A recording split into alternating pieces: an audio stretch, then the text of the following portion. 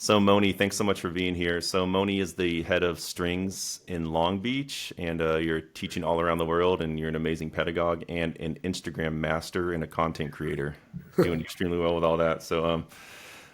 Yeah, thanks for being here. Really appreciate it. And this is really special for me because I first met Moni when I was 14 years old at Out Loud Arts Academy. So I've known him for a long time, and Yeah. yeah, it's amazing to have him on. So Moni, I just wanted to start off with how much should we be practicing every day? It really depends on how well we practice and what our goals are.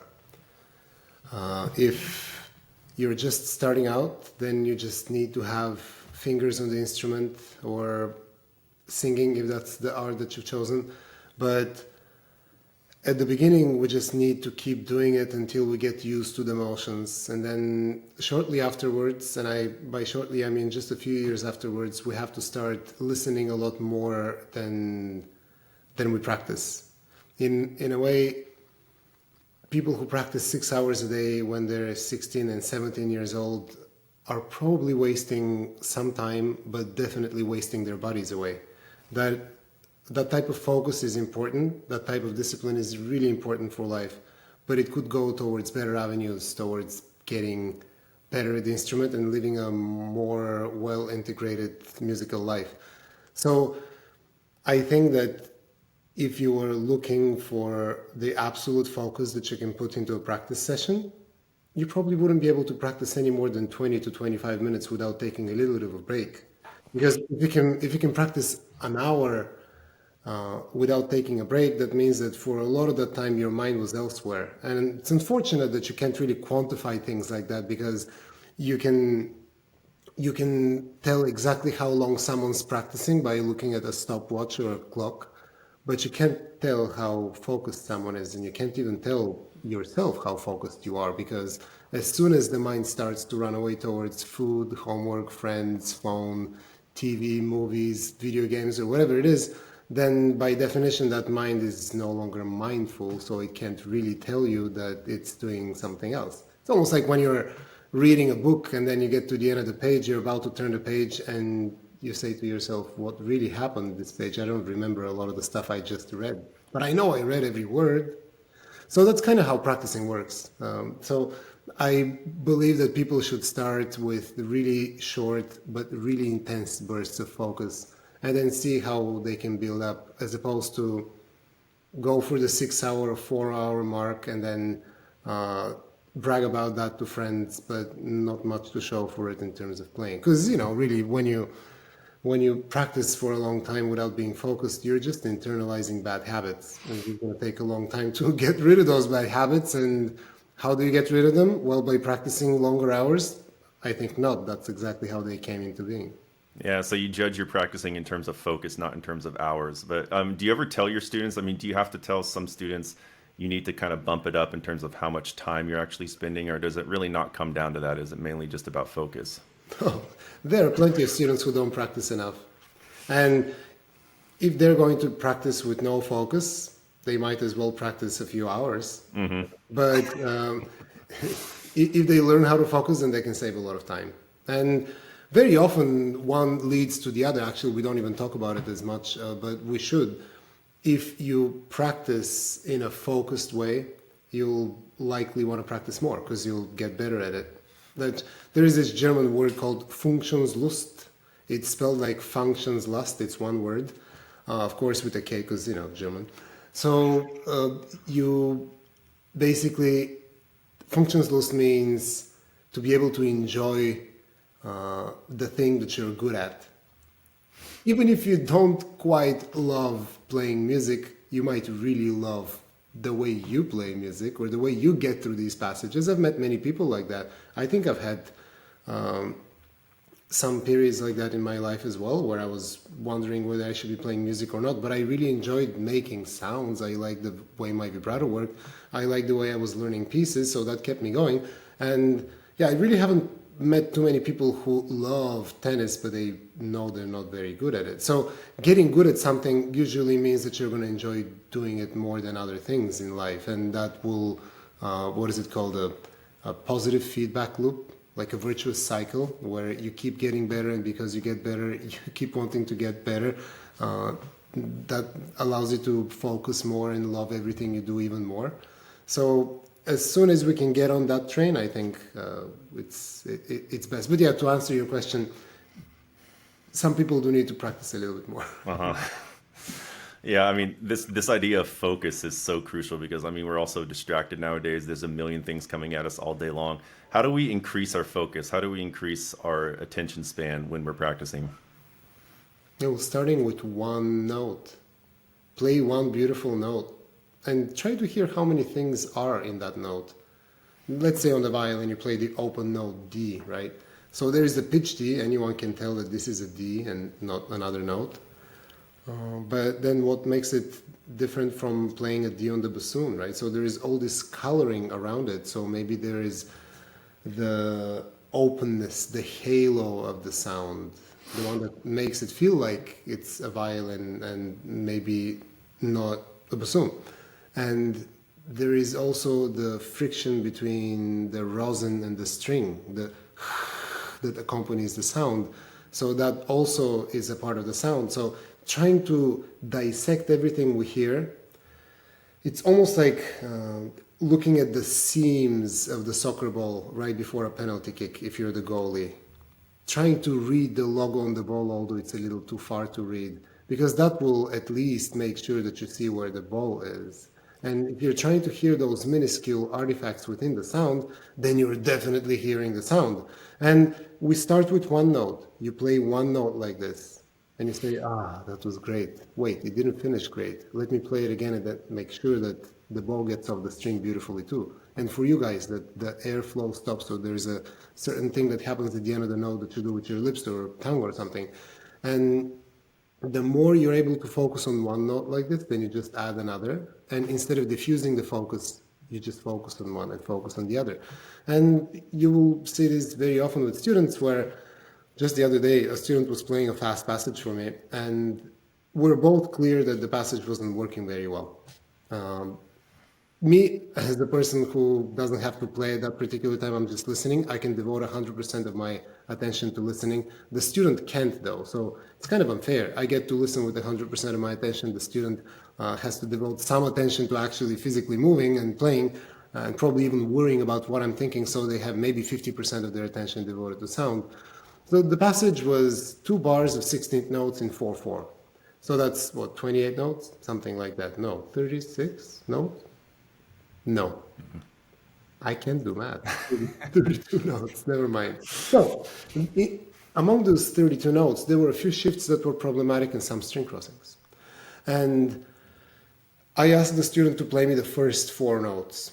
And right away, he was able to pinpoint where the problem was. But sometimes when we're giving a lot of information, where it's just thrown at us, we're not able to process all of it. And so we just get a vague feeling that this is not great, but we don't know exactly what to fix. So by playing only 4 out of these 32 notes, we get a sense for what could be fixed, because we have a manageable amount of information. So I would just say, play fewer notes, make it a little bit easier on your mind, and then add more once you have a mental representation of what those first 4 notes should sound like in a passage. So it comes down to depth of listening. So in order to concentrate more, you need to listen deeper, and the way to listen deeper is listen for more details, kind of in the sound. Yeah, I would start there. Otherwise, everything is diffused. It's instead of smelling an aroma of a flower that's right in front of you, it's like you're walking to a duty-free shop in an airport, and then all these smells are hitting you at once, and it's just an overall feeling as opposed to something specific that you can actually change. You have full control over. And how do you know when to stop? So say you've gone too far. The way you put it before was about 20, 25 minutes where your concentration starts to wane a little bit. Do you stop at that point and just kind of take a little bit of a break so you can get the concentration back, or how does it work? Yeah, I want to change activities. The mind gets bored, of course, and we should let it get bored sometimes. So when I'm focused and keep listening, sometimes you can start digging a hole for yourself, because then you start hearing all kinds of defects that were there before, you just weren't aware of them. And when that starts to play tricks on your mind, like, am I good enough? Is this ever going to get better? It's usually not getting any worse, probably getting better, but now you're hearing the defects, right? So the mind needs a break. You need to remember that the world is still there and people still love you. So yeah, turn on your phone and see, who's texted you. Go get a drink of water, maybe eat a banana, maybe practice a different piece, or decide to run through something without having this type of critical, specific listening. And do you need to leave your phone out of the room, or is it not a problem for you having it around when you're practicing? It's a problem for me if my phone is not on do not disturb or airplane mode. They've done all these studies on how we respond when we have our phones near us, and it takes a week or two for the brain to stop looking mentally for that phone, to want to grab the phone and check what's there. Because every time you actually unlock your phone and you see who's called or who's texted, or what's going on in the world of Twitter, if you're following these types of things, every time you open it up, that means that you've thought about it 10 times before that. This is just a manifestation of those thoughts. So the mind is mentally reaching for the phone, and you sometimes stop yourself from reaching for the phone physically because you're doing something else. But the mind will stop reaching for the phone if you get used to putting it in airplane mode when you're practicing. For the first few times, you will see your phone, you may even look at your bag or the music stand or the chair, wherever you left it, and you will get the thought, oh, should I check? And then you'll stop yourself. But after a week or two, this impulse is now gone, so you will probably not reach mentally for the phone and ultimately not physically. And I would use the phone as a metronome sometimes, but I have that on my iPad, which is always in airplane mode. And I use slow down apps so that I can slow myself down and hear more immediately what's wrong with shifts and string crossings and intonation and all that. So there are some apps that I use on my phone, but the bulk of my practicing is done without the phone in my purview at all. I know. It's so loud just sitting there, isn't it? It's insane. Just Yep. Yeah. I heard you say in one of your videos, there is always a way to play with less tension. That was so fascinating. I mean, so I just wanted to ask you, does playing with less tension mean playing with less muscles? Meaning the amount of muscles you're using to actually produce the sound, the number of muscles you're using? Yeah, so there's almost every muscle in the body, and definitely the muscles that we're talking about here, they all have an opposing muscle. So let's talk about the flexors and the extensors. The flexors are the muscles on this side that would make your fingers do this or your wrist do this, right? And the extensors are on the other side. They would make your fingers do this or your wrist do this. So they work opposite of each other. One works, the other one works. However, it's possible to make that same motion while keeping both sides tense, right? So if both are relaxed at 0% tension, which is probably possible when you're sleeping or when you're just really relaxed and there is almost no electrical stimulation going on here. If I have 1% electrical stimulation on this side, I will move this way. Now, if I have 50% on this side and 49% on this side, I will still do the same motion, except it'll be with a lot more resistance, and this is what we call playing with tension. Sometimes playing with tension means also being in the wrong position that requires you to use more as a number, more muscles or more muscle tension in order to produce a sound. For example, on a violin, if you play with straight fingers, you're very far from the source of power. Therefore, even if you're playing correctly but in this wrong position, you're still going to end up using a lot more tension than if you just got closer to where you are. This is kind of like it is in life. It's much easier to carry a bag close to yourself than out in front of you, right? So I would just suggest, when I say that it's possible to play with less tension, and it always is, by the way, it means being able to play with only using one side of the muscle as opposed to the opposing of the pair. And Yeah, it is possible. Sometimes we see, for example, a conductor when they look like they have flexed their fist and their bicep and their shoulder, and they're demonstrating a dramatic passage that works for a conductor, right? Because they're supposed to convey this type of energy. And by the way, many conductors learn how to shake their fist without actually having physical tension. But we definitely don't need any of that drama in our playing. If you want a faster vibrato for violin, you just play with a faster vibrato. You don't tense up in order to get that faster vibrato, although it's possible to do. So what I'm suggesting is that we should spend some time with just feeling the muscles, feeling the body, knowing what it feels like to have absolutely no tension, to be as soft as a cotton ball. And then from there, see how we can successfully still stop the string, how we can successfully shift, how we can put all of our body weight into the instrument. And I believe in using a lot of natural power when we play. And I myself try to do it all the time. When I play with orchestras, when I play chamber music, I try to play as big as possible. And I know that playing as big as possible for a long period of time, but while still staying clean, it really requires not using extra energy.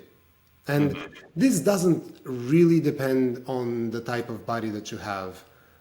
Because for an instrument like the violin or even the cello, I believe that even small people who are very light and they have very light arms, they still have heavy enough arms to make any sound on the instrument that they want. Maybe stopping the string would be a larger percentage of their max effort.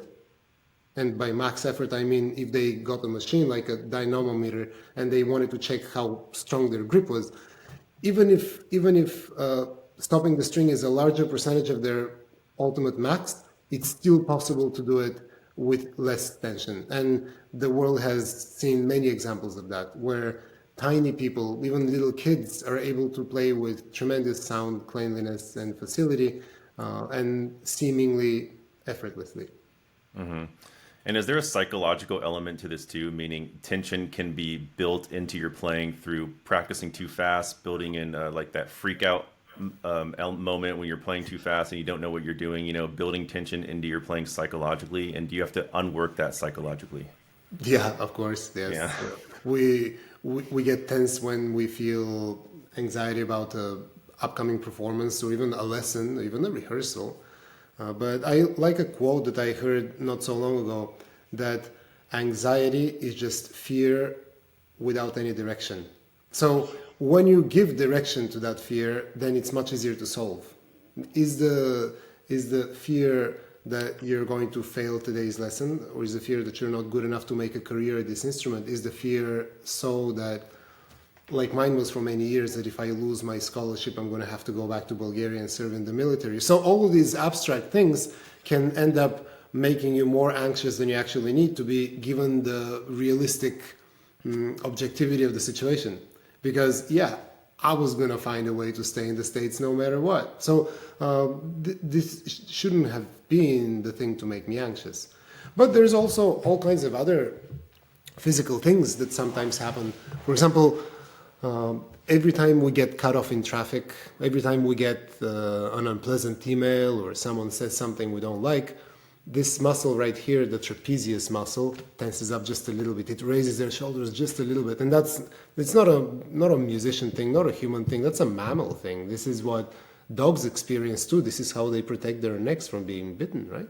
And so realizing that it is absolutely impossible to play with relaxed arms and relaxed fingers if the shoulders are not mobile and in their normal everyday position. If the shoulders are just a millimeter higher than they have to be, like this, and that's more than a millimeter, I guess.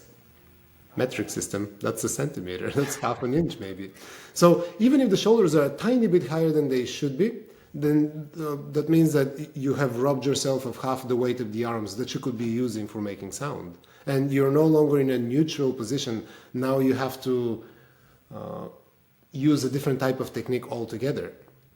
So these types of things, I think we can, maybe the tension comes in psychologically, but we can get rid of it physically. Because once we relax the body, we can reverse engineer relaxing of the mind as well. Because the relaxation of the body brings a beautiful physical sensation. And once we lean into that sensation, it's almost like you get goosebumps because everything feels so soft. And when you enjoy this sensation, you'll end up exhaling differently, and then you will start to feel easier about life. So psychological tension can make you tense, but physical relaxation can relax you psychologically. So psychological tension can literally raise your shoulders and ruin your technique. But Yeah. if you lower your shoulders consciously, you can actually engineer better thoughts inside your head, is what you're Yeah, saying. Yeah. especially if it's combined with deep exhale. Yeah. And so those destructive thoughts in the practice room can literally lead to tension and altering of your technique. Yeah. Amazing. Yeah. So it's really about how you're thinking when you're playing as well, right? It's about Yeah, I would say yeah. so. And to slope, I mean, do you advocate, actually, I mean, I've heard you talk about this, and there was a passage that you said it's easier to speed up a clean passage than clean up a fast passage. So Oh. you really believe in slow practicing. And so does that come into this whole relaxation thing, this idea of practicing really, really slowly? Oh, yeah, for sure. Very often we hear, and I mean, I am guilty of the same thing, but it's easy to blame students, so I will do that now.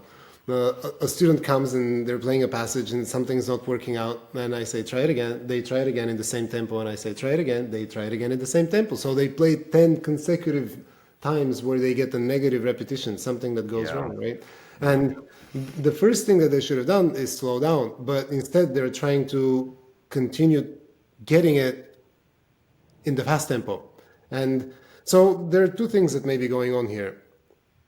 If you throw dice and you don't get sixes, you can continue throwing dice until you get sixes. Once you get the double six, you didn't get good at throwing dice. You just got lucky this one time, right? Plus, how many more times, how many more ways are there of getting double sixes than not getting double sixes, right? And that's kind of what can go wrong in a passage. I mean, the first note can be out of tune, the second note can be out of tune, the third note can be out of tune in each whatever way. But there is only one way in which the passage can be correct. So if we keep throwing mindless repetitions of the passage, we may eventually get the passage, but it's a lot more difficult to gather your focus than it is to slow down the tempo. And if you're repeating it at the same unsuccessful tempo multiple times, hoping that you're going to get it the following time, that means that you're perhaps trying to focus. Why don't you just slow down? And when you slow down, you'll be able to focus more because you'll have a lot more control over each individual event in the passage, whether it's a shift, string crossing, bow change, and so on, finger drop, finger lift. And if you have more control over each individual event, then the focus is going to marry whatever is happening in time. And then you'll be able to speed up the passage more successfully later on. So how slow do you need to go when you practice slow? No, it depends on the passage, but I would go very, very slowly. No one ever got hurt by playing too slowly. Like 40 beats a minute, 60 beats a minute, 40 beats a minute? Well, it depends on what note values there are. If you're practicing half notes, then maybe not 40 beats per minute. Yeah. But it should be something that allows you to comfortably switch from freaking out and just observing the passage to being able to actually have something to do with the musical expression. I mean, these kinds of things are like if you're looking at relative speed. So you and I both live in California. How slow do you have to go on the highway to be considered a slow driver? Like, let's say everyone's moving. You're driving from Ventura to LA, and it's in the middle of the night, and there is not much traffic. So how slow do you have to be driving for someone to say, "Whoa, that's a slow driver"? Yeah, I'd say 65 and below. Well, Okay. What if you're driving on your residential street? How slow do you have to be driving to be considered a slow driver there?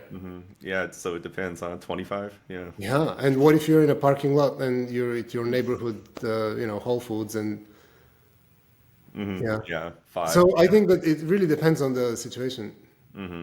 Okay, so it's just finding a comfortable spot. It really depends. So you have to be comfortable and kind of break it down from there. But so when you finally get comfortable and you do the repetitions, how do you know when you can start speeding it up?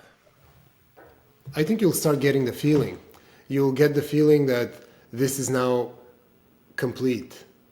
There is a feeling of joy that you would like to test in a different tempo. And I think I've never gone surfing, but I like to watch people who surf. And I think it's a similar situation there too. They will know when they need to approach a bigger wave.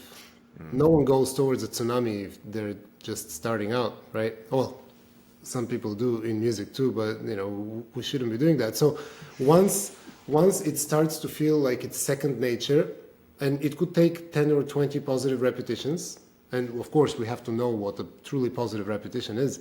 But once you do 10 or 20 positive repetitions, maybe you will naturally end up speeding up. I would use metronome for this type of practice because the human mind has many things, but not many tempos. I think we generally have slow, medium, and fast. Fast is too fast, and slow is too slow. And medium is still a little faster than we should be playing. So a metronome has hundreds of different tempos, and you can increase the beats per minute. If you go from 100 to 104, that will be a nearly imperceptible difference, especially for the audience. For you, it may be if you're playing very fast notes in the 104. But it gives you a chance to go a little faster without losing the control that you had before, without losing the listening that you had. However, if you jump from 100 to 120, which is what the mind will do if it doesn't use a metronome, you will likely experience a completely different version of the passage, a completely different mind landscape. So you will probably listen less and you'll probably tolerate a lot more imperfections. But within 5 minutes, you could speed up from 100 to 120. If you do it incrementally, you won't lose any of that observational attention. So it needs to be incremental. And how long does this process take? If you have a difficult passage that's just killing you, and should this be spread out over multiple days? How long does it take to rework an entire passage to really get it comfortable? I can't tell exactly how long it takes, but I can tell you that it'll take shorter period of time than the other way around. Even if the other way around feels like it's a quick solution to something. So whatever it is, this one will save you time. Yeah, that's what I tell students all the time. That going slower is the shortcut. It might not feel that way at the time because you actually feel like you're going back, right? But you're actually going forward. So an interesting dichotomy. But in terms of stage fright, a lot of people struggle with that. Does relaxation in the practice room promote a positive experience on stage? It depends on what type of relaxation. I think all relaxation would promote a better overall feeling. But if you are relaxed, physically relaxed when you're playing, that means that you're perhaps using correct technique. You have a lot more to be proud of when you go on stage. If you leave the practice room feeling like you're a better performer, you're less likely to get super nervous. Of course, everyone's going to get nervous to some extent, maybe excited, whatever you want to frame it as. But yeah, I think positive self-talk may help. Rituals may help. Justifying things, rationalizing stuff, telling yourself that the audience wants you to do well. All of this stuff is good. Meditation, this is all good. But there's one thing that will solve it all, and that is simply playing for people. Yeah, I heard you say that. Exposure, right? You need more exposure. Nothing else will do it. And if you're thinking to yourself, I want to play for people, and then you stop yourself from playing for people with something like, I'm not ready yet, I'll do it next week, or no one wants to listen to me play today, or I'd rather just practice, I'm going to get another 2 hours of practice. No, you're just lying to yourself. To play through a concerto movement, unless you're playing a really long concerto, will take you just 15 minutes. You're not going to learn more in 2 hours of practicing than in 15 minutes of run through, especially if you haven't done the run through yet. And the very fact that people are resistant to running through is the reason that they should be running through stuff. So if you have a visceral reaction that I don't want to do it, you should do it. Yeah. If you're like, oh yeah, I don't care, I'll do it right now, you should probably go practice. But there is really no other solution, because there are 100 things that will end up getting fixed in the run through mentally, especially in the repeated run throughs, that you can't quite take care of all of them using any other method. You can't read about stage fright. You can't watch videos about stage fright and expect for that to teach you. It's almost like you're trying to describe to someone what avocado tastes like if they've never had it before, and it's sitting right in front of them. Just go and play for people. That will eradicate whatever you think you have in terms of stage fright. So just put yourself out there, and yeah, amazing. And I heard you discuss intonation quite a bit on your channel, and it's really interesting. You have these intonation videos, but I just wanted to ask you, in terms of intonation, how much is it? How much of it is in your hands? How much of it is in your head? I would start with the head. I mean, of course, we say that we have to train our ears, right? But the ears don't change. When you get good at intonation, your ears don't look or function any differently. It's just about how you interpret the information that comes in. So being able to hear what a semitone feels like and what a whole tone feels like is really important, and not to just hear them haphazardly like secondhand smoke at the airport. This is to be able to really discern, is this note a little too sharp, is it a little too flat? Focusing like that is really important. So if we're playing it melodically, for example, how you would play them on a bassoon, of course you can use a tuner and this is all great, and drone probably even better. But if there is no other tool helping, if you're just comparing your C sharp to the previously played C, then what you need is, imagine it this way. I'll try to make it more extreme so that the example resonates better. If I played a C today, provided that we don't have perfect pitch, right?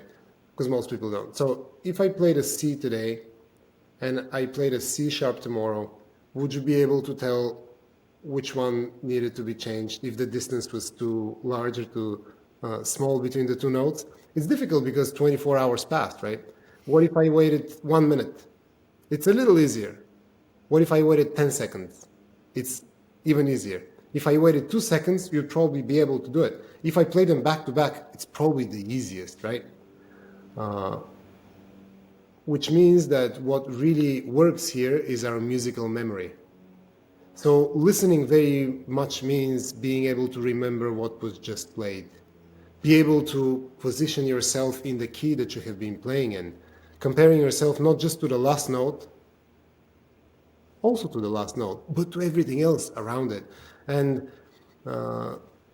so that's perhaps what ear training could mean. And of course, if you have an app of some sort that helps you compare intervals. So I created an app last winter that my students use, and not even all of them use it because many of them think that they're too cool for school. So it plays you a major third, and then it asks you, is this too large or too small? Because a lot of the times it is too large and too small, and they have to tell. And very often they hear that it's out of tune, but they can't quite focus and tell you whether it should be smaller or bigger.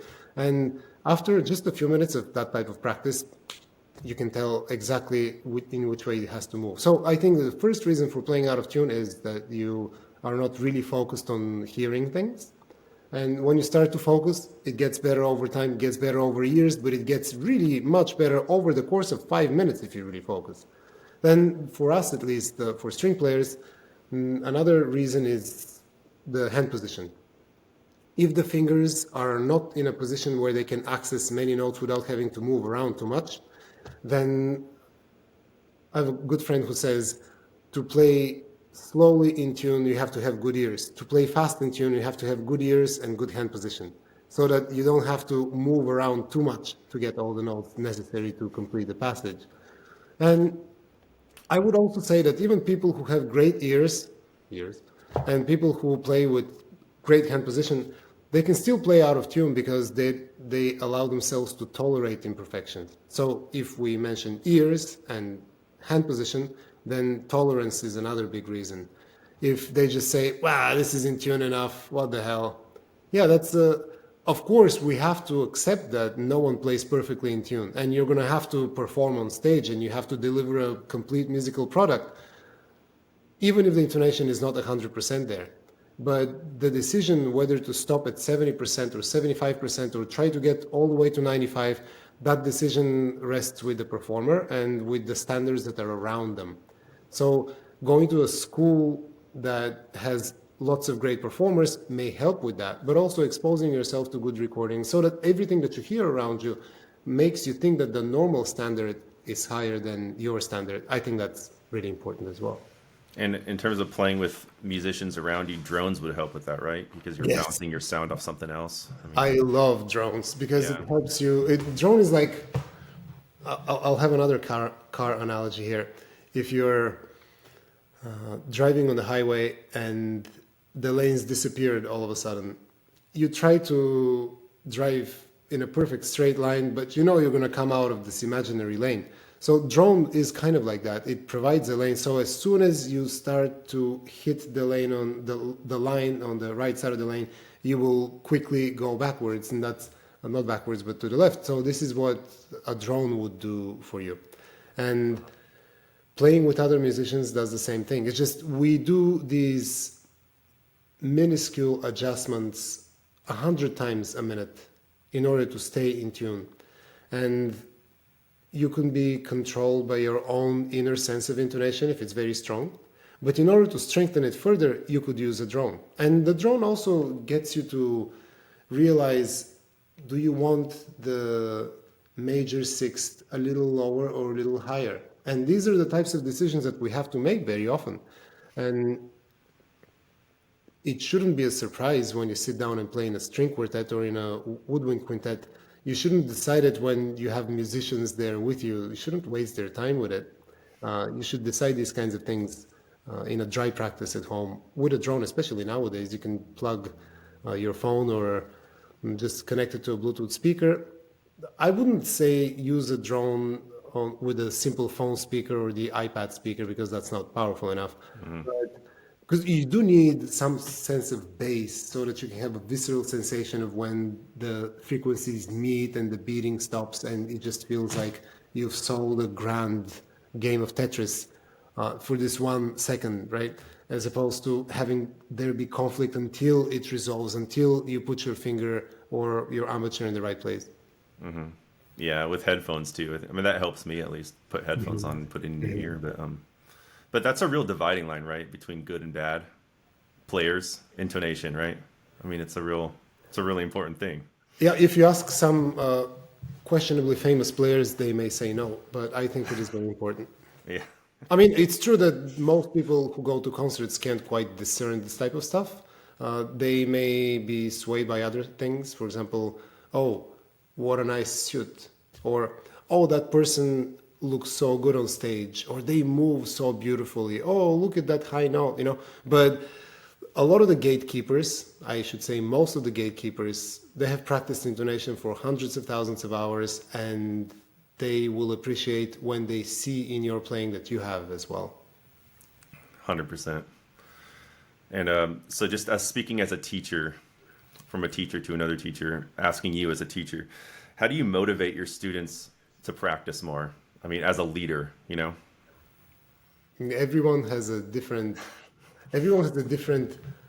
love point. For some people, it's the love for solving technical puzzles. For some, it's the feeling of being on stage. For some people, they just really like the orchestral repertoire. Or some people love to teach. So whatever that point of motivation of love is, you help the student find it, and it can be different for different people. I love music, but I love teaching more than I love music. So even if I had to, for whatever reason, stop playing music tomorrow, I would still like to learn how to teach something so that I can do it in a clear, concise manner and I can connect to a person and see how their life gets better day after day. So that is the thing for me. But I understand that this is not the case for many of my students. So I try to help them find whatever they want in their next chapter of life. So maybe they want to get into a really good grad school and they don't know what they're going to do after the grad school, but this is a strong point of focus for them. I may help them look past the grad school, of course, but if they want to focus most of their energy into the successful master's audition, then that's how we're going to do it. But we have to talk about it, and I think formal and informal discussions really help with this. And at first, when a student first comes and plays for me and joins the studio, they usually tell me what they think I want to hear. But eventually, as they see that I'm a bigger clown than they are, they have an easier time just saying whatever's on their mind. Eventually, maybe during a studio outing or maybe during studio class or maybe in a conversation that I end up overhearing. But whatever it is, as soon as they put their cards on the table, then we can start working towards whatever they want. And it is strange when a person wants to get better at their instrument only because they've played their instrument yesterday and so they want to continue playing it today. That's not a good way to live life as a musician. And unfortunately, a lot of musicians start playing so early that they don't get a chance to develop an identity as a musician. They know that they've played it before. Their parents told them to play it when they were 4 years old, and now they're 16 and they're still playing, and they have no good reason to play it. They could stop today and nothing would change very much in their mental well-being. But even people like that can still find what they actually like about the instrument after a few questions from the side of the teacher or a friend. So motivation really comes down to why are you doing this? So you try to just break down their reason for why they're playing in the first place, and then they can Yeah. find that motivation. I mean, motivation is good to know, but it's almost never there when you need it. If I used motivation to go and practice today, uh, that means I didn't really need motivation to practice today. I would have done it anyway. But it's those times when we're on the fence. Should I stop now? There is another half an hour left in the practice room, but I could just stop and go and have early dinner right now.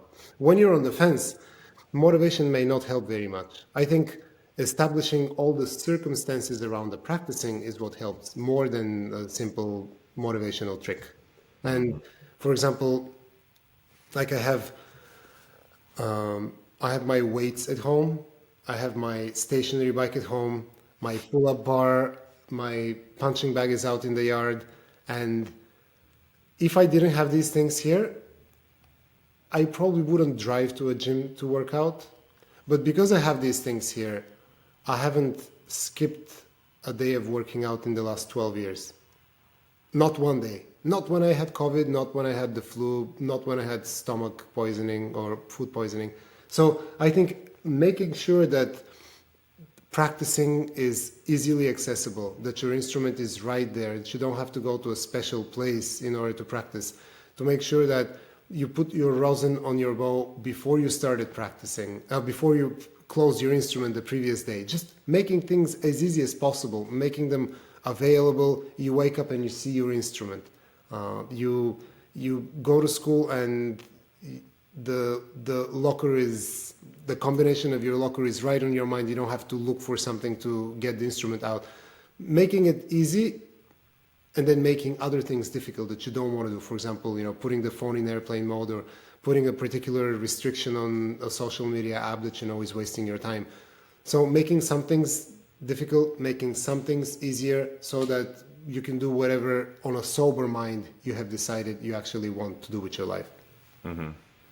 And do you need to work with students to break down beliefs or negative beliefs? Meaning, for example, it's not your technique that's bad. It's not that you have bad technique as a person, as an inherent quality of you as a person, but you just didn't break it down enough. Things like that.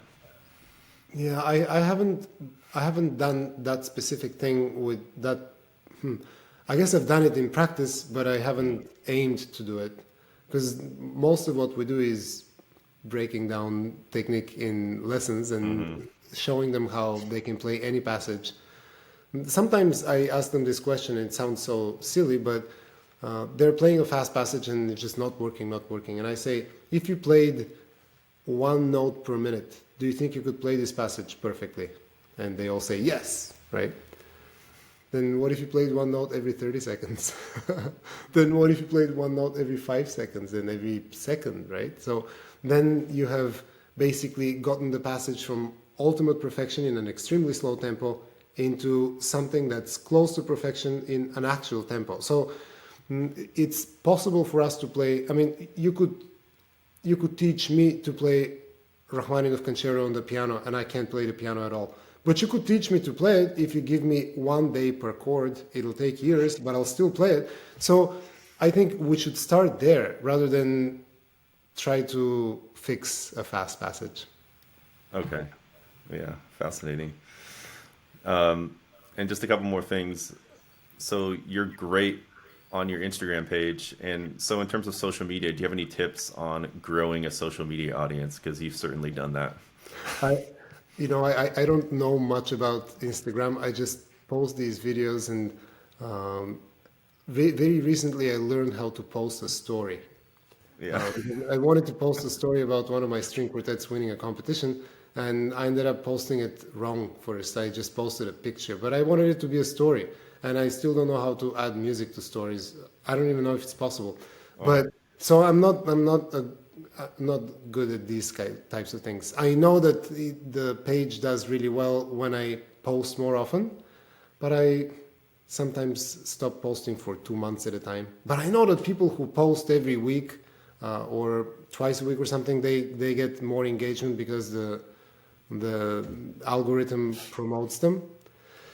But you don't pay attention to any of that. You don't have a schedule when you post. You don't post like, on a specific schedule.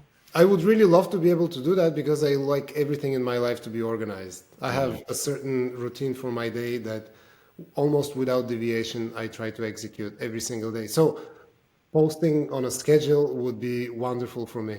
But Yeah. And so when do you practice? Do you practice in the morning? yeah, Okay. um, I eat one meal a day, so that's usually dinner. And once the dinner happens, nothing else follows it except maybe a movie and maybe the jacuzzi, but that's it. And I practice in the morning, and then I teach a few lessons, and then I lift, run, or lift, bike, and then I come home to make food. Oh, I stop by the store to get food because I shop every day too for this one meal. So that's my regimented well-being. And if I'm busy, if I'm traveling and playing, then there is a lot less time to make videos for Instagram. So when I'm traveling, sometimes for a month or two, I don't get to make any videos. Although they really don't take that long to make. So maybe I should make more. And how long do you practice? How long is your practice routine inside your routine? Yeah, it depends on what I'm preparing for. I Depends. recently had to prepare for a recital, and so uh, I had set the amount of time for each piece that I was going to practice, and some pieces got 25 minutes and then a 5 minute rest. Some pieces got 25 minutes, 5 minutes rest, another 25 minutes, another 5 minutes rest. So I like these types of 25-minute increments. So I don't think that I've practiced more than 2.5, 3 hours in the last maybe 10 years ever. Yeah, Okay. but I do a lot of technical work in the beginning of the day. Whether I practice my repertoire or not, I do technique, and that usually takes an hour and a half. It's a long routine that I obsessively have to go through every day, and parts of it change depending on the day of the week, depending on the week of the month, so that I can vary things up. And the end of it changes too, depending on the pieces that I'm playing right now. If I have fingered octaves, if I have left-hand pizzicatos, if I have double harmonics, I'll add those things into the warm-up routine, into the technique routine. But otherwise, it stays the same throughout. And then you eat dinner around 6 p.m. One meal a day. One meal. Yeah. OMAD, yeah. Yeah, I stopped eating breakfast about 6, 7 years ago, but I haven't gotten to that level, to your level yet. But we'll No, see. We'll see what I happens. don't think it's healthy. I mean, it's working out for me, but I can't see the before and after. So, uh, You've been but doing it for a long time. yeah, a long time, Yeah, maybe 8 or 9 years.